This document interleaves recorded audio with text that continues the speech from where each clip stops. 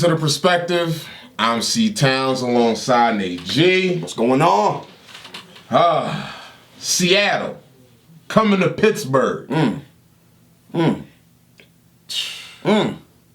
Man, this game right here, I low-key think this might be a shootout. I really do. Or let me say it this way. For Pittsburgh's sake, I think they need this to be a shootout. So, hold on. I'm going to finish your point for you because it's a good segment.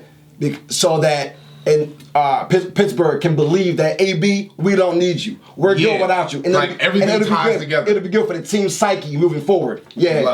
Because one, the Pittsburgh needs to put up points because their defense, their secondary to me is still not. Yeah, it's not good. There. It's not good. No.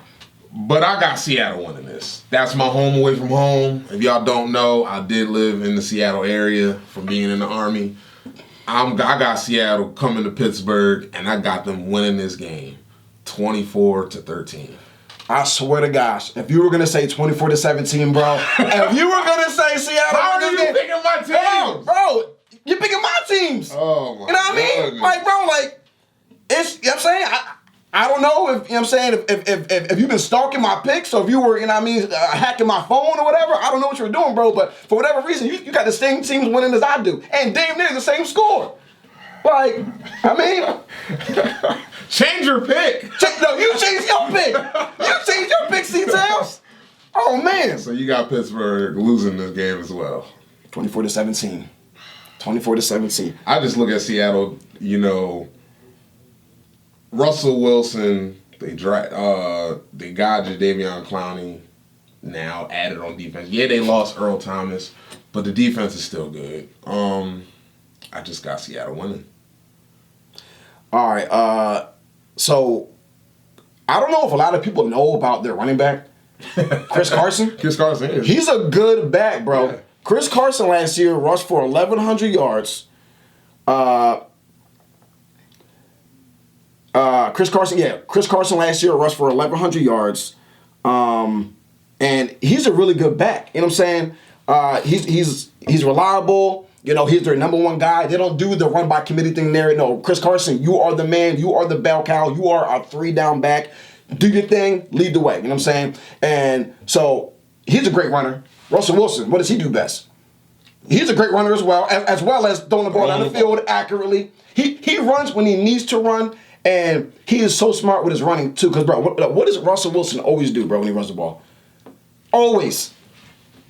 Looks downfield. Downfield. And, bro. Still slides. Yes. Protects himself. He gets away from not getting hurt. Yes. Protects himself. Slides. Doesn't get hurt like that. You know what I mean? It's amazing.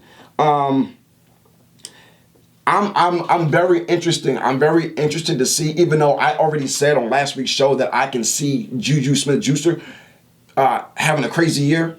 But again, it's one thing to say it, it's another thing to go out there and actually perform. And I really do think, bro, I don't think last year was a fluke at all. This man had 1,100 yards last year, bro. And I really do think, bro, that yes, it helped with Antonio Brown being beside him, you know what I'm saying? And you know, AB constantly being double teamed. That frees up a corner on Juju Smith who can just take the top off in a blink.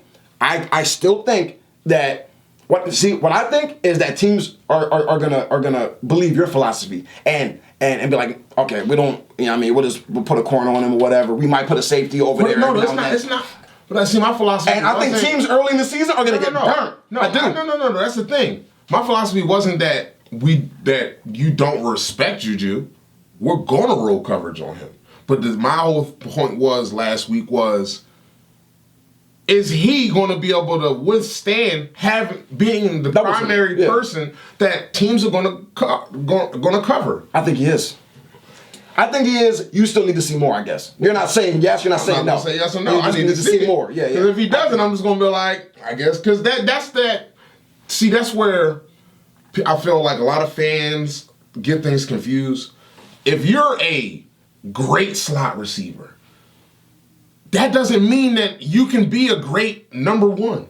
You could be a great number two receiver. That does not mean you're going to be a great number one. Mm-hmm. Sometimes that you need that number one to take the focus off you.